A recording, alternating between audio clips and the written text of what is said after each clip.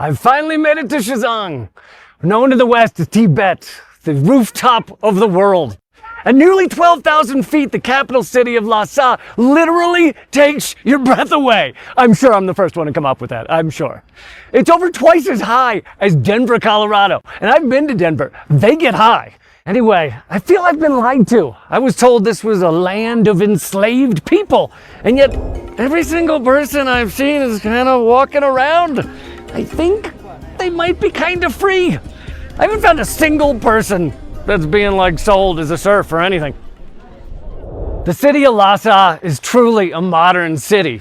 I'd been led to believe it would be buildings made mostly of sticks, mud, and discarded shrimp tails. Instead, most of the buildings honestly rival many major cities in the United States, and make parts of some US cities kind of look like a bomb hit them, which is rude. It's rude.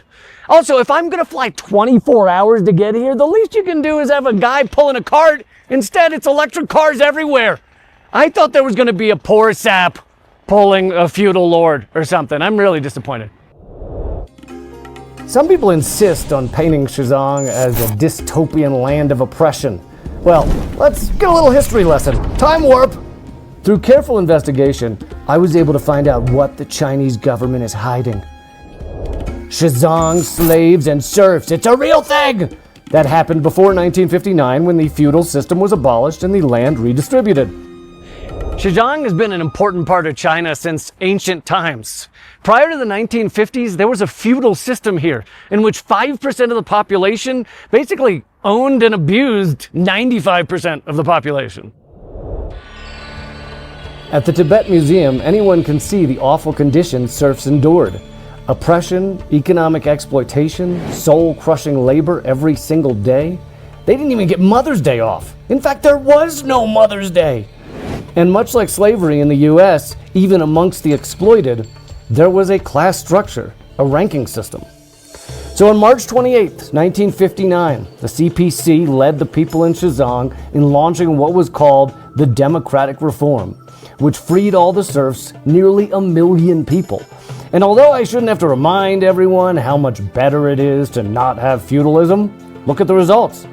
Life expectancy in CHANG went from less than 40 years old to 70 years old. The CPC ended that system and freed the serfs, and the rich masters were pissed. I mean, no one likes to lose your serfs, right? I hate it when I lose mine. We kind of fought a civil war in the United States over something quite similar.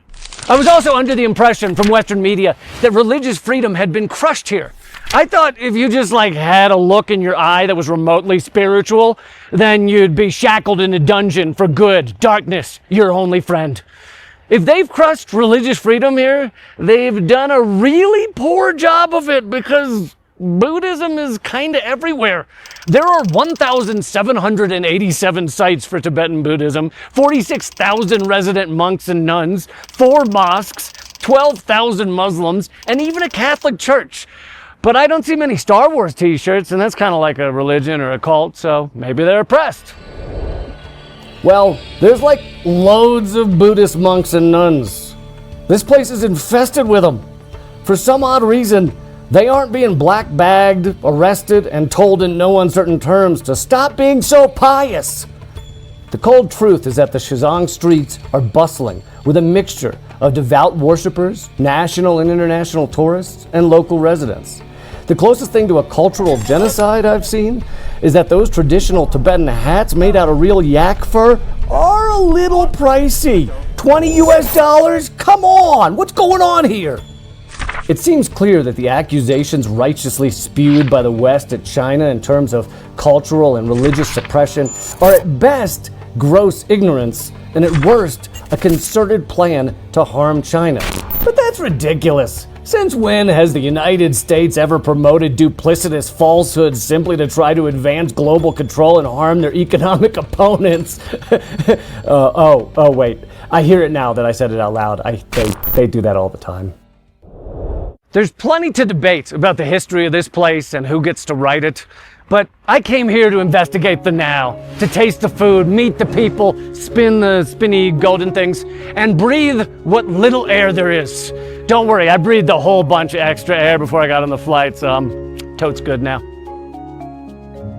As I walk the striking streets of this magical place, I've heard people chatting with each other in Tibetan and Chinese. And the street signs are written in, wait for it, Tibetan and Chinese.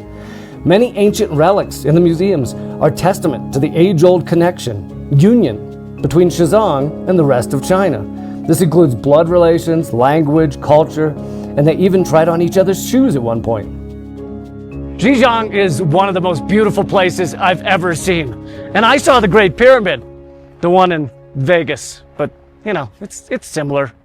Anyway, to my fellow Westerners who say Xizang isn't free, I recommend you come take a look. And you know, the United States has more prisoners than any country in the world, and yet we call ourselves the land of the free. So maybe we don't quite understand what that word means?